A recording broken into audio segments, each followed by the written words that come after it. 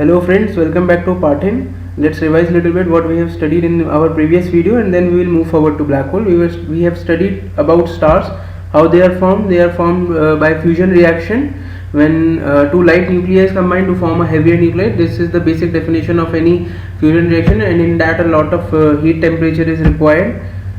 And this is the equation. These are the reactions which are happening inside a core.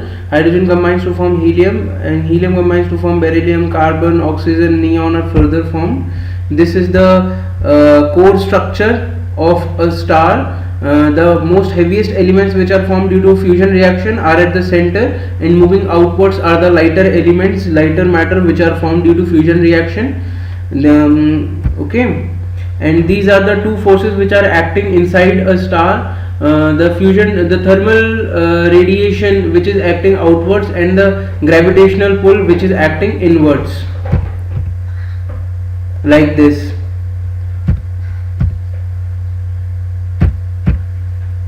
These are the reaction in a very huge star, in a massive star, which happens.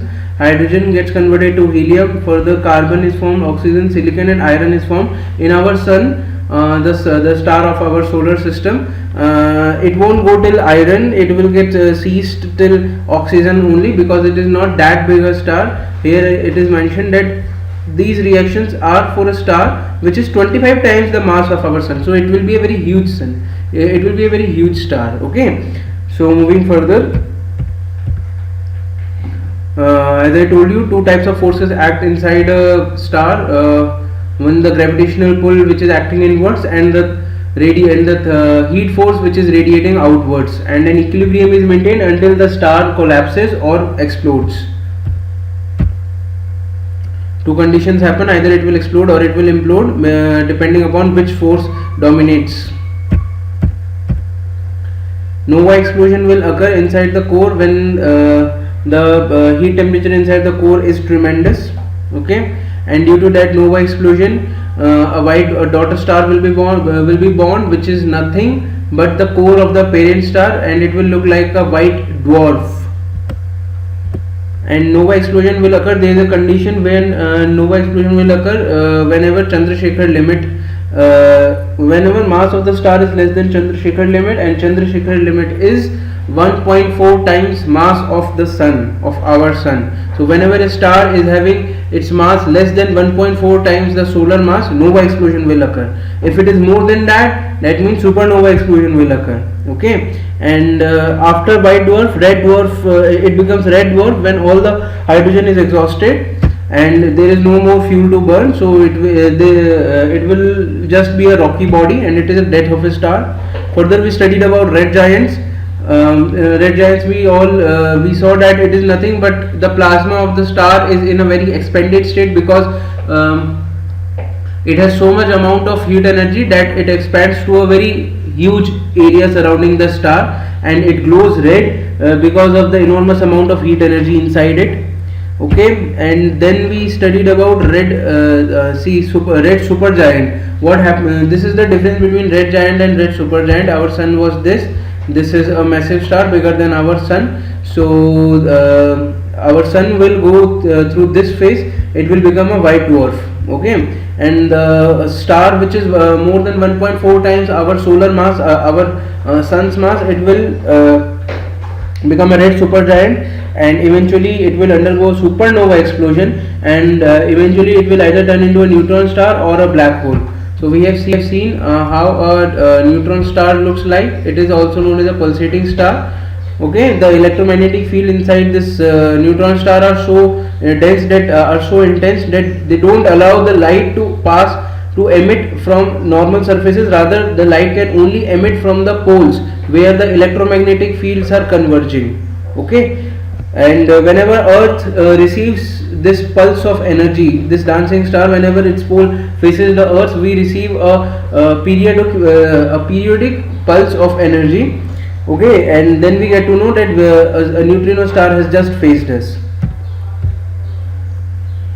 In order for a neutrino star to occur, to form, it is necessary that it must go a supernova explosion, and for that it is necessary the mass of the star should be more than Chandrasekhar limit, and we studied the Chandrasekhar limit is 1.4 times mass of the sun. So the mass of the star should be more than 1.4 times mass of the sun, only then it will undergo a supernova explosion and a neutrino star or a neutron star will be originated, and it will further turn into a pulsating star. This is a black hole, and we were further going to study about black hole. So a black hole is formed when mass of a star is more than 3.2 times mass of our sun, and normally it is seen that whenever the mass of the star is approximately 6 to 8 times mass of the sun, mass of our sun, then a black hole originates after the supermassive supernova explosion. And what happens is, because the mass is so much, so there is a lot of fuel inside it, so the star will also be of very big shape. It will be an enormous star, and whenever it explodes, the explosion will be so huge, then again the recoil force will also be very huge, which means the gravitational pull will be very much, because of the mass of the core will be very much, and due to that strong recoil force after explosion, the mass will be collected at a single point, and it will become like a big like what happened at the time of Big Crunch. A point of singularity will be there where a lot of mass will be accumulated, a lot of mass. Okay, so that point of singularity, it won't happen that it will turn into a Big Bang explosion, but it will turn into a black hole.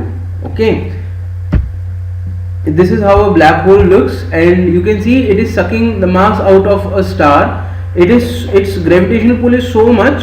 This small black what you are seeing in the center, it is the black hole. Okay, and its gravity, and there is so much mass inside this black hole that it is sucking out, that due to its gravitational pull, it is sucking mass out of a huge star also. Whatever comes in the way of black hole, it just sucks into itself. Nothing can escape a black hole, even light can't escape a black hole. Okay, and what you are seeing, this periphery, this disk what you are seeing, spirally it sucks the mass out of everything, and this disk what you are seeing is known as accretion disk. Okay, here is also one image of a black hole. As you can see, light is trapped inside this black hole. It can't, even light can't escape a black hole. Light once enters a black hole, it won't be able to escape it. Light is also a matter. As you all know, light shows dual nature of a wave and a particle. So it gets sucked into the black hole, and it won't be able to escape. What you are seeing, the outermost layer, this outermost layer what you are seeing now, this outermost layer, this is known as event horizon of a black hole. Okay, and okay, this is known as event horizon. And Sagittarius, we all know it is a constellation. Sagittarius is also in Hindi it is known as Dhanu. Dhanu Rashi we all know. So Sagittarius is a constellation in the middle of our Milky Way galaxy, and in the middle of that Sagittarius there is a black hole. It is not very big black hole, and it is not sucking anything inside it as of now, as of the recent researches. But yes, even in the center of our Milky Way galaxy there is one Sagittarius constellation, and in the center of that constellation there is a black hole. Okay, and what happens when this black hole becomes too much after absorbing a lot of mass? It will become unstable, and again explosion will occur, and again more galaxies and stars will be formed out of it. It will be like a mini Big Bang explosion. Okay, so moving further, this is one previous year question asked in 2017 by SSC.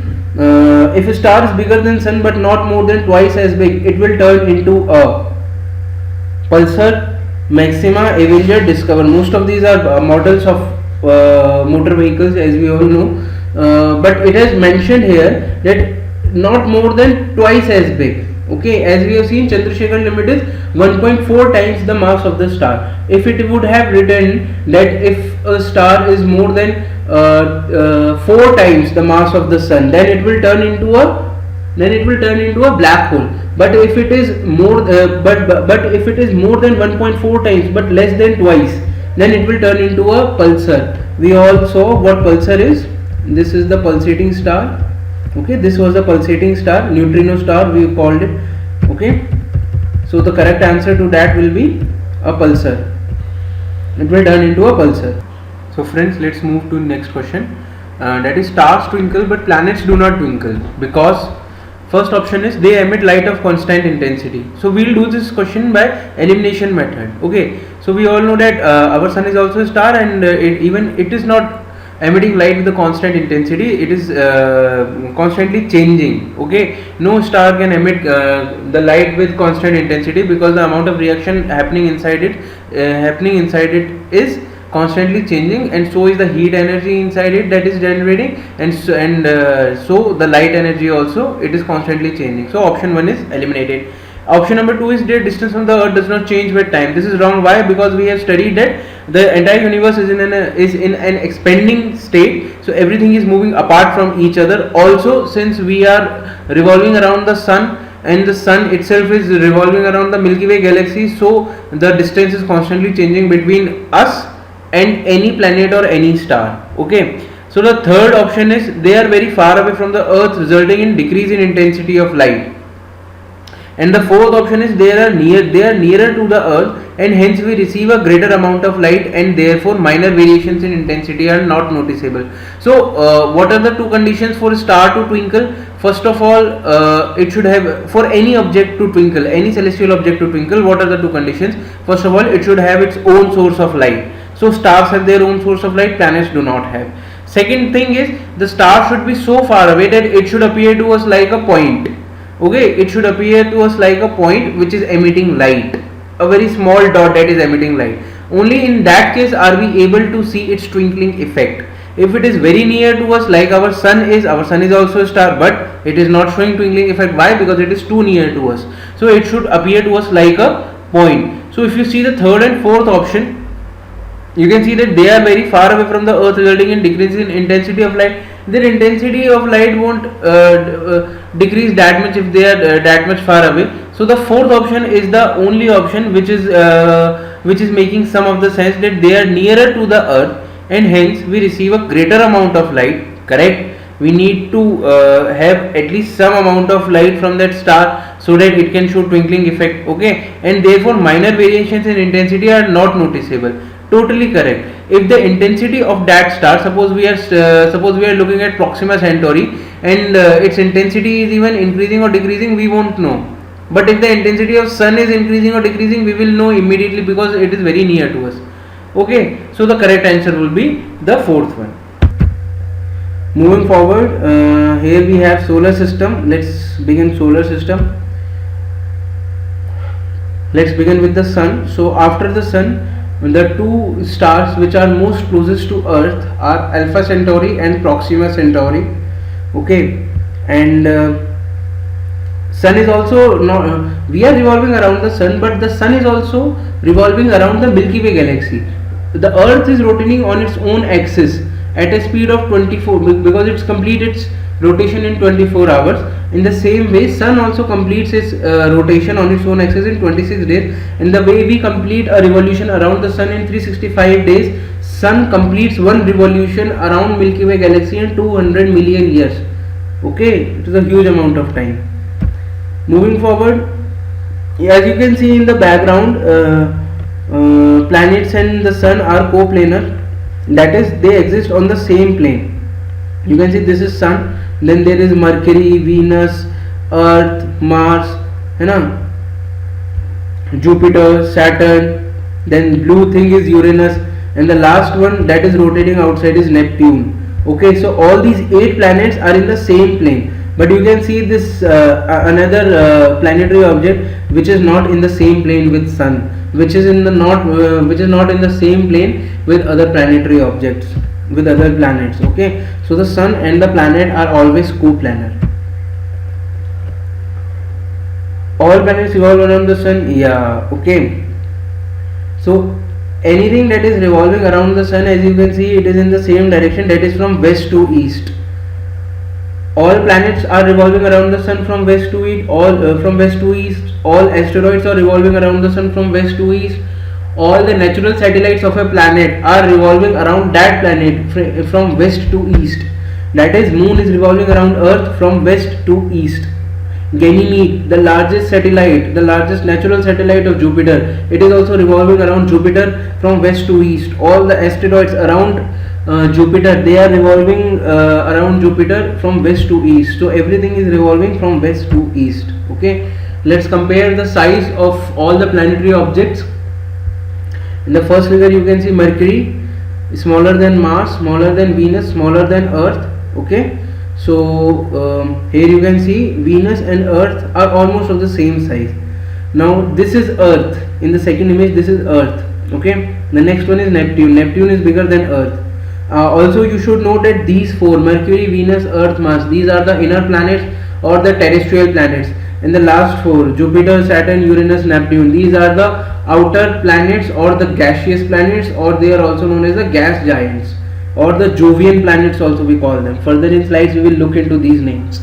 So you can see the size chart. Neptune, it is nothing in Earth is nothing in comparison of Jupiter, very small. You can feel approximately more than 100 Earth inside this Jupiter. Okay, and you can see Jupiter. This is Jupiter in the third image, and you can see Sun, the third one, the third from the left in the third image. This is Sun. So Jupiter is nothing in front of Sun. In the same way, now you can imagine how small the Earth is in front of Sun. Now let's compare all the stars with Sun. There is one star. This is Wolf 359. It is a very small star in comparison to Sun. But rest all the Sun you can see. Rest all the stars. This Sirius. This is bigger than Sun. Sirius is nothing in comparison to Aldebaran. Aldebaran is nothing in comparison to Betelgeuse. Betelgeuse is so small in comparison to VY Canis Majoris. So now you know how small our Sun is in comparison to other stars. And as I told you, there are 100 to 400 billion stars in a galaxy, and there are 9.3 trillion galaxies in the entire universe, according to a 2016 research study. Now they would have discovered some more also, but you can imagine how enormous, how huge the universe is if there are so many stars in the universe. Moving forward, friends, this is the diagram of the distance between different stars with sun in our with sun in the center, with our sun in the center. As you can see, the nearest star to from our sun is Proxima Centauri. Okay, then the next one is Alpha Centauri. This Alpha Centauri A, Alpha Centauri B, you can take them as binary stars. They are always in the combination. So the next nearest star is Proxima Centauri. Okay, from our Earth. One question has been asked in previous year questions: which is the nearest star? Which is the next closest star to Earth after Sun? So the answer, both options were there, Proxima Centauri and Alpha Centauri, but the correct one would be Proxima Centauri. Okay, in the previous image we have seen that Sirius was so bigger than Sun. Here is Sirius. Okay, Wolf 359 was smaller than Sun. Here is Wolf. This one is Wolf 359. These all images we had seen here. Okay, this was Sirius. This was Wolf 359. Okay, friends. So next we'll be studying about our Sun, but in the next video. That's it for today. And please like the video if you gain something new, if you gain some new knowledge today, from this video. Subscribe to it if you want to know further about a lot of things that are unknown to you. If you want to gain new concepts, basically we'll be clearing all the concepts. And also share the video a lot. If you want to discuss it with your friends should know what you have learned, so that you can know their angle also, and you can gain from the discussions that you are having with your friends. Some knowledge you are having, you will share it to them. Their knowledge will increase, your knowledge will increase when they share something with you in the discussion. So that's why knowledge increases by sharing, and after all, sharing is caring, as we are told in our school also. If you have any doubts, please do ask us in the comment section, in our Telegram link channel, Telegram channel link which we have provided you in the description. You have to ask doubts there also. You have to solve the questions on solar system and ask us doubts. Every doubt will be cleared. Our main focus will be on doubt clearing also only, because you can see these, you can gain knowledge from anywhere. You can read the books, you can watch any video, you can do anything to gain knowledge, but doubt solving is a major part in in clearing these exams. If you are studying something, definitely you will get doubts that why this thing is happening, why that thing is happening. So we are here to clear every doubt of yours. Please do ask us doubts. Okay, so see you in the next video. Thank you.